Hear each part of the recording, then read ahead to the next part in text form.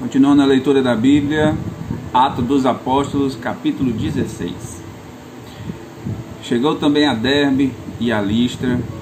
Havia ali um discípulo chamado Timóteo, filho de uma judia crente, mas de pai grego. Dele davam bom testemunho os irmãos em Listra e Icônio.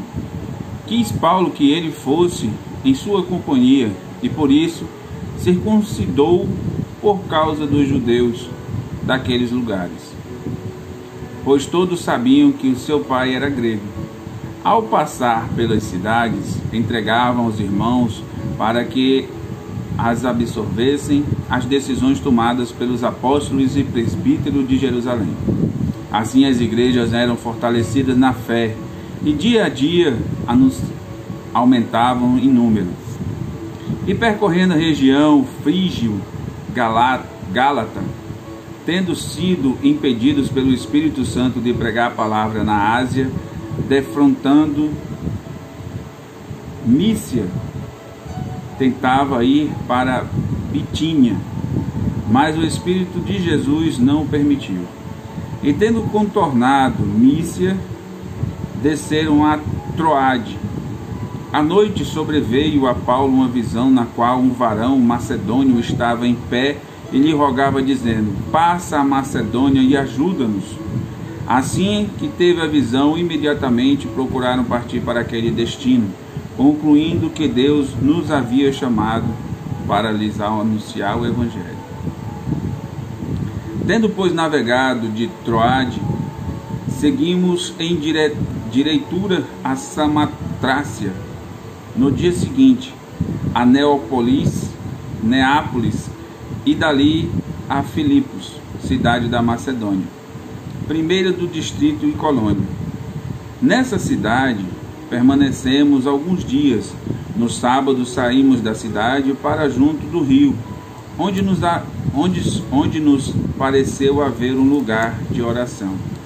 E assentando-nos, falamos às mulheres que para ali tinham concorrido. Certa mulher chamada Lídia, da cidade de Tiatira, vendedora de púrpura, temente a Deus, nos escutava. O Senhor lhe abriu o coração para entender as coisas que Paulo dizia. Depois de ser batizada, ela e toda a sua casa nos rogou, dizendo: se julgais que eu sou fiel ao Senhor, entrai na minha casa e ali ficai. E nos constrangeu a isso. Aconteceu que, indo nós para o lugar de oração, nos saiu ao encontro uma jovem possessa de espírito adivinhador, a qual, adivinhando, dava grande lucro aos seus senhores. Seguindo a Paulo e a nós, clamava dizendo: estes homens são servos de Deus Altíssimo e vos anunciam o caminho da salvação. Isto se repetia por muitos dias. Então Paulo, já indignado, voltando-se, disse ao Espírito: em nome de Jesus Cristo, eu te mando, retira-te dela. E ele, na mesma hora, saiu.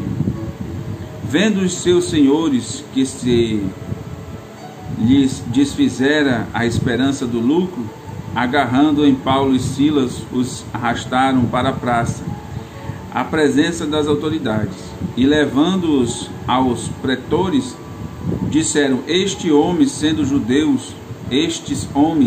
judeus, perturbam a nossa cidade, propagam costumes que não podemos receber, nem praticar, porque somos romanos. Levantou-se a multidão unida contra eles, e os pretores rasgaram-lhes as vestes, mandaram açoitá-los com varas, e depois de lhes darem muitos açoites, o lançaram no cárcere, ordenando ao carcereiro que os guardasse com toda a segurança. Este, recebendo tal ordem, levou-os para o cárcere interior e lhes prendeu os pés no tronco. Por volta da meia-noite, Paulo e Silas oravam e cantavam louvores a Deus, e os demais companheiros de prisão escutavam.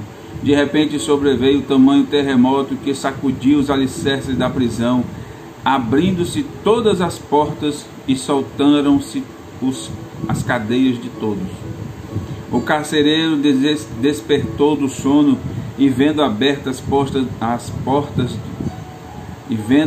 as portas dos cárceres, puxando da espada, ia suicidar-se, supondo que os presos tivessem fugido.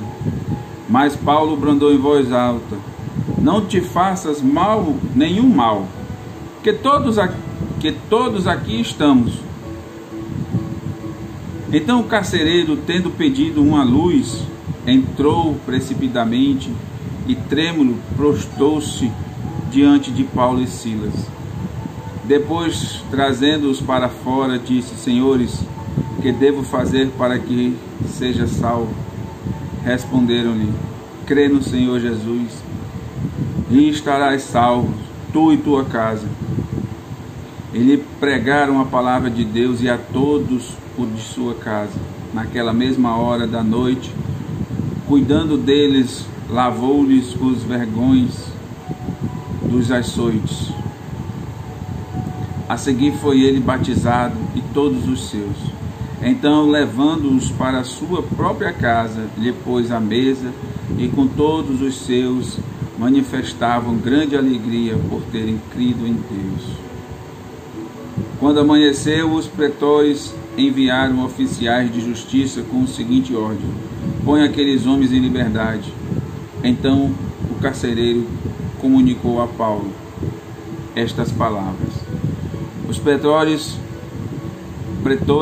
ordenaram que fosseis postos em liberdade. Agora, pois, saí e ide em paz.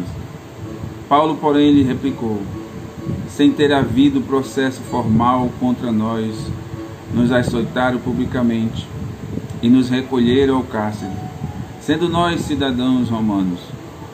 Querem agora, às ocultas, lançar-nos fora? Não será assim, pelo contrário. Venham eles e pessoalmente nos ponham em liberdade. Os oficiais de justiça comunicaram isso aos pretores e estes ficaram possuídos de temor, quando souberam que se tratava de cidadãos romanos. Então foram ter com eles e lhes pediram desculpas e, relaxando-lhes a prisão, rogaram que se retirassem da cidade. Tendo-se retirado do cárcere, dirigiram-se para a casa de Lídia e, vendo os irmãos, os confortaram. Então partiram. Glória a Deus, Senhor, Tu és maravilhoso. Deus, Tu crias situações para salvar os Teus, mesmo que não entendemos a princípio, mas no fim sabemos que Tu és o nosso Deus, Senhor. Que as palavras se gravem nos nossos corações e que o Espírito Santo nos dê o entendimento delas, hoje e sempre. Amém.